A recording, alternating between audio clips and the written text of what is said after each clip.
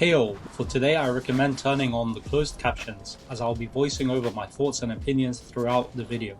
So, to start, I recently went out to do some street photography and I wanted to challenge myself. The challenge was to use a focal length that I find uncomfortable.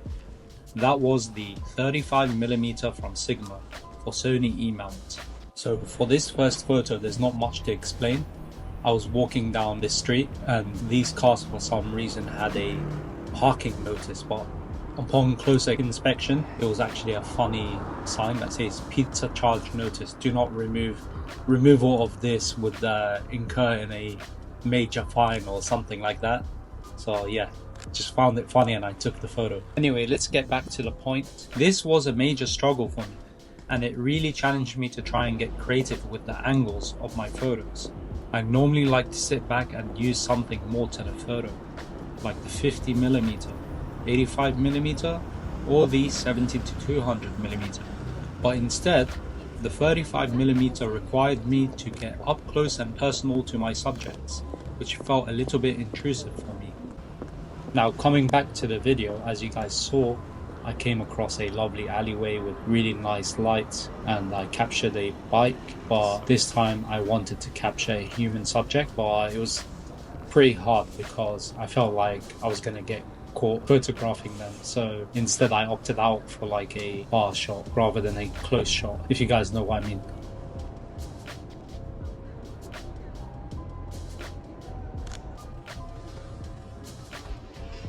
Now I could have used my camera in crop mode and achieve a focal length of 52.5mm, which would put me back into my comfort zone, but that wouldn't be true to the nature of this challenge. I wanted to go into this with the same mindset as a 35mm street photographer, to seek the thrill of it and to keep things authentic. After all, they do say that people like a good story, and this is what I feel this lens is, an excellent storyteller. And admittedly, the weight and size does help out a lot. And I mean, I don't know if you've had a lot. Now, I am using a mist filter on my 35mm lens, and I really love the way it makes the light glow. And as you can see here, I'm taking a photo of a taxi which is surrounded by these red lights from the construction, and yeah, I just thought it looked really cool.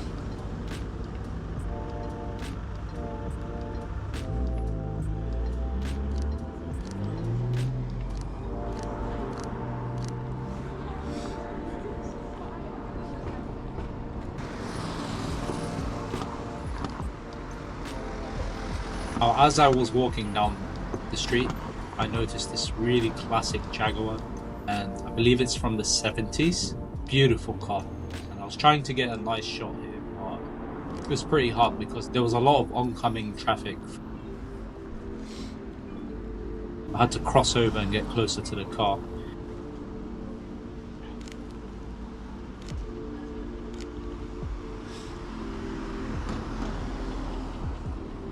For this next spot, I noticed that the shop lights were a bright orange and it really illuminated the subjects walking through.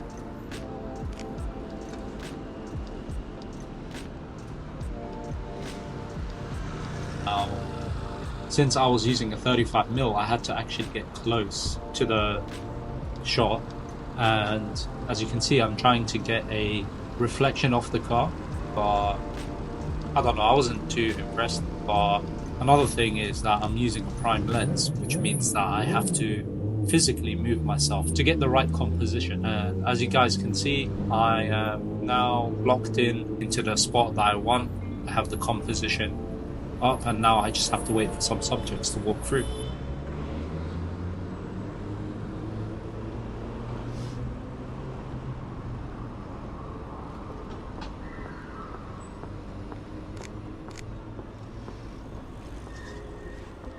I really love how this came up. Here's another subject.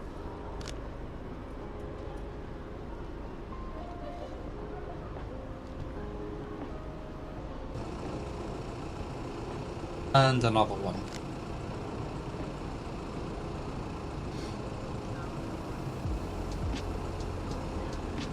Photography to me is always to try out something new. This helps to keep things fresh. However, somewhere along the way I became stagnant.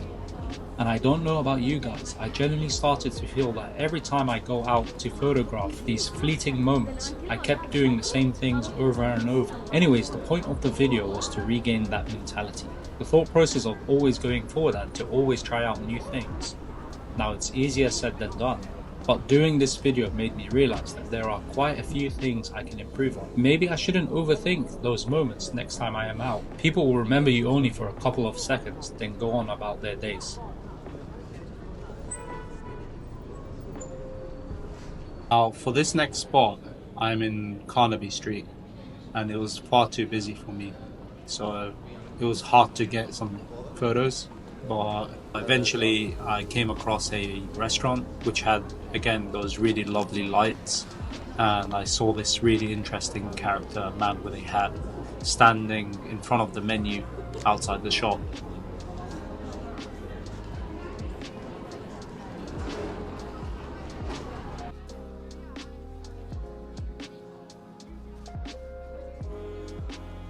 And now I was walking down and then I guess it's a gym. Well, that arrow logo looked striking to me. I really loved the yellow pop from it.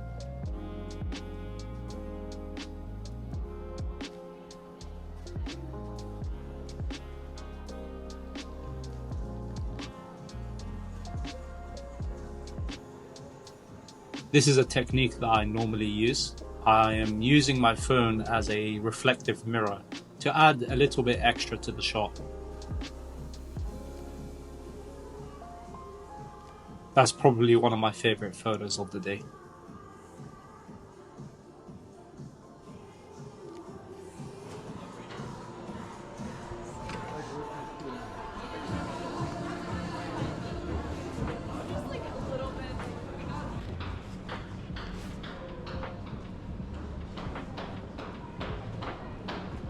I continued to walk and I spotted someone sitting down, and it was another cool photo, I would say.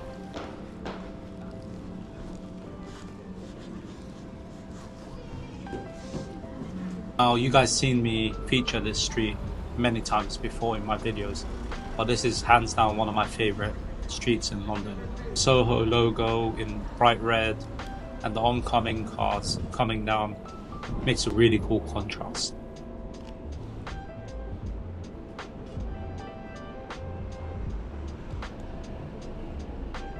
So for this shot I crouched down. I was trying to get like a low angle shot of a car, particularly a taxi, coming down the street.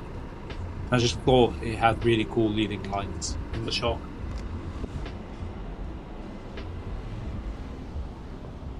And then the more I photographed here, I noticed that the logo was actually reflecting off the car's windscreen.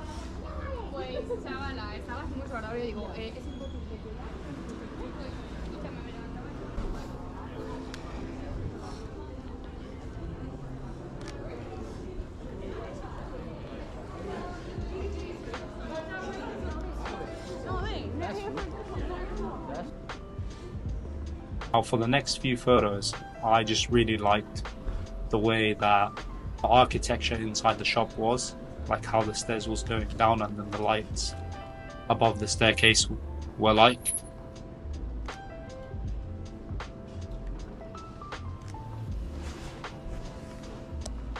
As I was walking down, this building straight away looked striking to me because of the neon signs.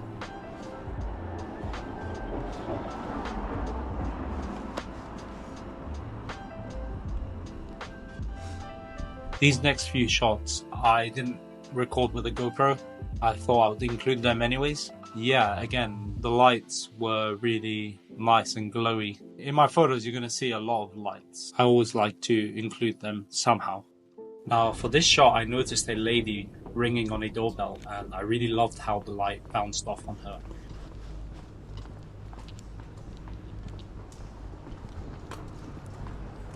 And later on I walked down this street and I took a simple ceiling shot of the lights in the Moulin Rouge building.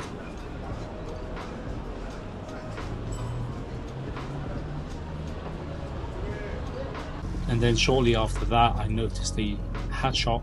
I was waiting for the right moment for someone to walk by. I noticed a guy with a suitcase, and I timed the shot for him to be almost in the middle of the frame.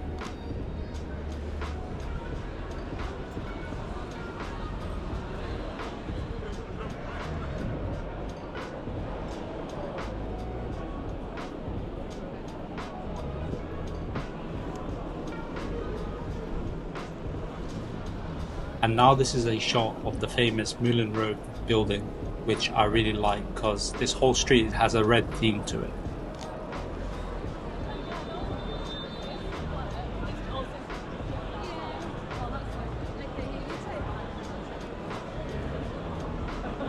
And then over here I was trying to get a different shot, but again it was quite crowded, and immediately after that I noticed a guy and I thought it just looked quite cool. He was wearing a checkered shirt and smoking away.